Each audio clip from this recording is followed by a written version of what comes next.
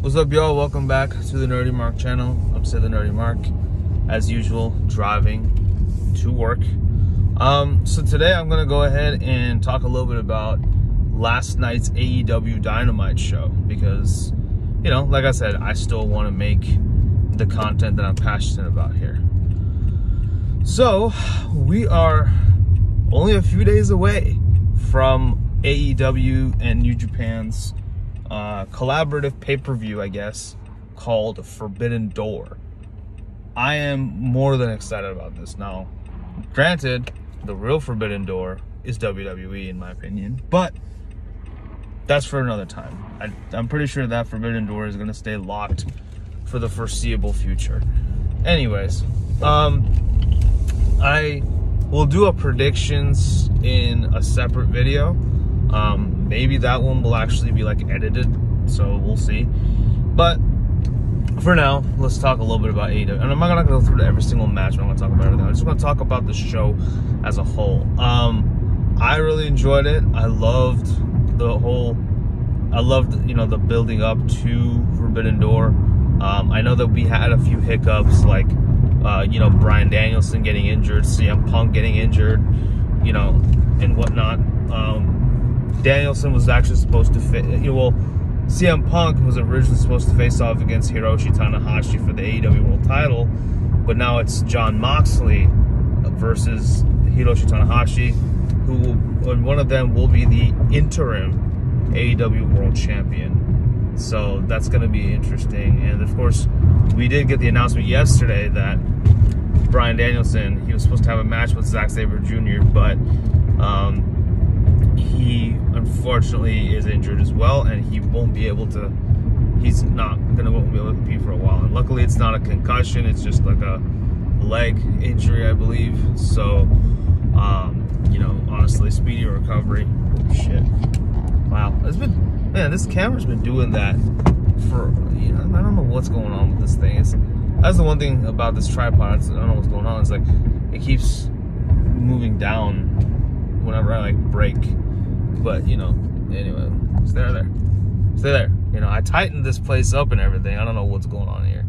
I'm still figuring this out, folks. So there's gonna be a few hiccups in the first few videos like this. But I think, yeah, Bryan Danielson, like I said he's out of the contention against Zack Sabre Jr., so he's picking a replacement.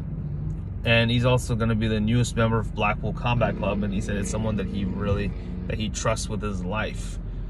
A lot of theories going around. Some people said that it's going to be the person who replaces ZSJ or Bryan Danielson is going to be either Johnny Gargano or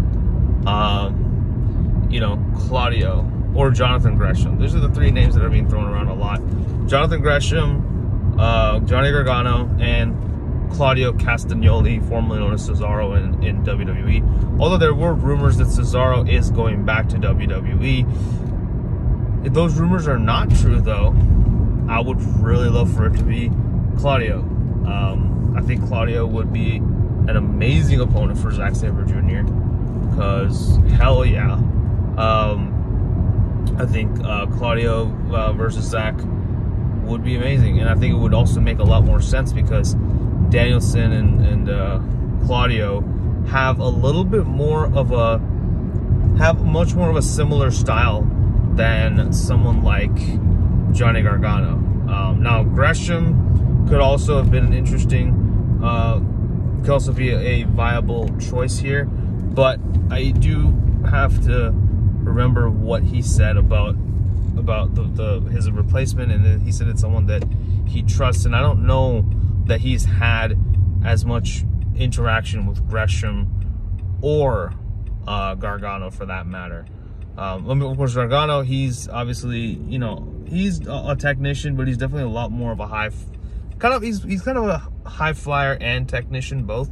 But I think he's talking about someone who is like a lot more technically sound. So I'm honestly just leaning more towards Claudio, and you know, because they both also work together in WWE. They've I think they worked in Ring of Honor around the same time, I believe. I'm not sure. I'm sure if Tim of Armbar Audio is watching this, he'll correct me, and that's fine. So yeah, I think it's gonna be a very interesting card. I think that's one of the matches that has my intrigue, so I'm really looking forward to it. But anyway, but yeah, Zack Sabre Jr. versus the newest member of Blackpool Combat Club. That's gonna be interesting. So yeah, I mean, I really like that. I also loved Christian Cage's promo, his heel promo. That was awesome. And then also finally it ended with Luchasaurus turning on Jungle Boy. Damn. You know, first of all, I think this is great. It's a great introductory feud for Jungle Boy as a single star. Like, he's a bona fide single star now.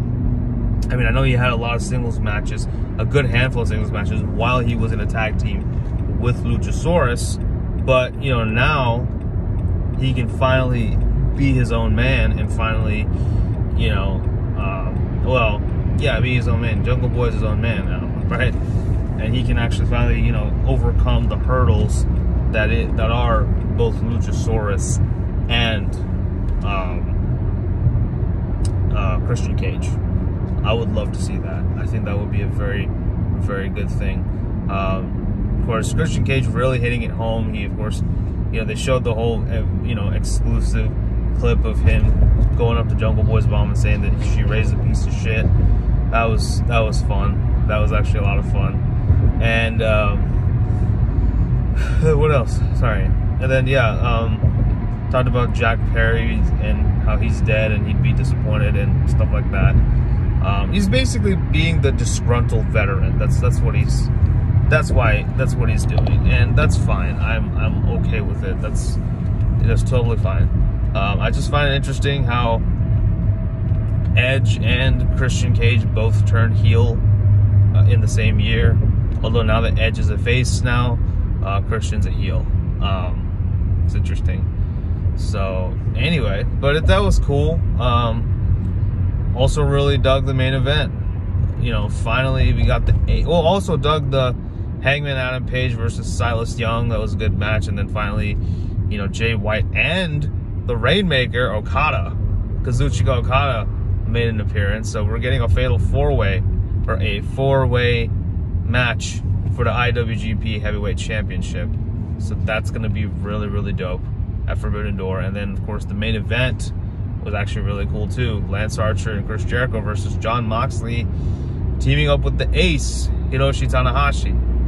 That was another history in the making moment, kind of. Well, no, not kind of. It was history in the making, man. That was amazing. So, just continuing to strengthen the bonds between AEW and New Japan Pro Wrestling. So I am really looking forward to seeing what they do in that eventual match. I did love how Mox and Tanahashi were just fixated on each other while there was like a bunch of carnage going on, because obviously Jericho and Sammy and Minoru Suzuki are teaming up to take on Wheeler Yuta of Blackpool Combat Club and Eddie Kingston, and of course Shota Umino, or Shooter as Mox likes to call him. I don't know if Moxley will get involved in the match. I don't think he will, but you know, I hope they do share like some sort of like a moment backstage. I really hope they do, because that would be very. Sorry, I did not have my coffee this morning, but that would be a very heartwarming moment. So yeah. Anyway, but overall, really liked AEW Dynamite last night. Great show. I'm gonna have my predictions for Forbidden Door very, very soon. I don't know if I'll do it with Armbar Audio or by myself. It depends. Either way, I'll have them out to you guys over the weekend. But until then, thank you all for watching. Y'all enjoy, stay safe, and I'll see you soon.